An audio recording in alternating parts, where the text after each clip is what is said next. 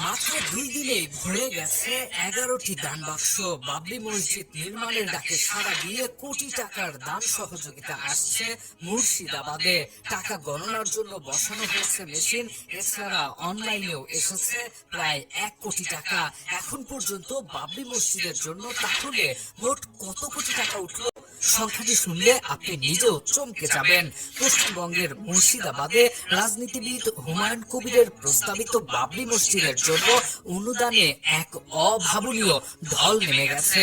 ভিত্তিপ্রস্তর স্থাপনের দিন সভাস্থলে রাখা স্টিলের তৈরি 11টি বিশাল দান বাক্স মাত্র 2 দিনেই কানায় কানায় পূর্ণ হয়ে গেছে।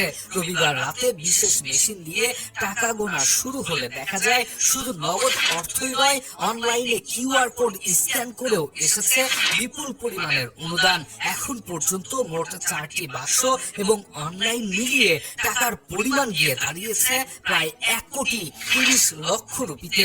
এদিকে এই বিপুল পরিমাণের অর্থ ব্যবস্থাপনায় স্বচ্ছতা বজায় রাখতে নেওয়া হয়েছে নজিরবিহীন পদক্ষেপ।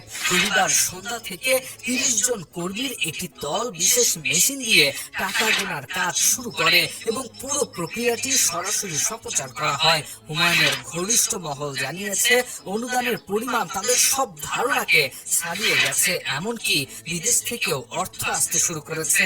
এই টাকার পাহাড় নিরাপদে রাখতে এখন সিসিটিভি এবং কড়া নিরাপত্তা সহ একটি আলাদা ঘর তৈরির পরিকল্পনা করা হচ্ছে। প্রয়োজনে টাকা গণনার জন্য আরো লোক নিয়োগ দেওয়া হবে বলে জানা গেছে।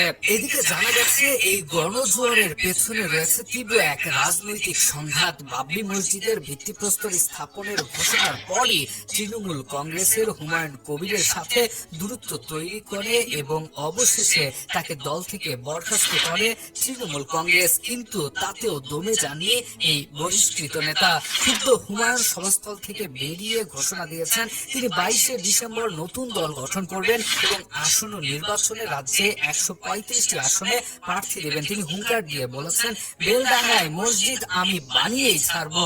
এখন দেখা যাক সরকারের এত বিরোধিতার পরেও হুমায়ুন বাবরি মসজিদ নতুন করে তৈরি করতে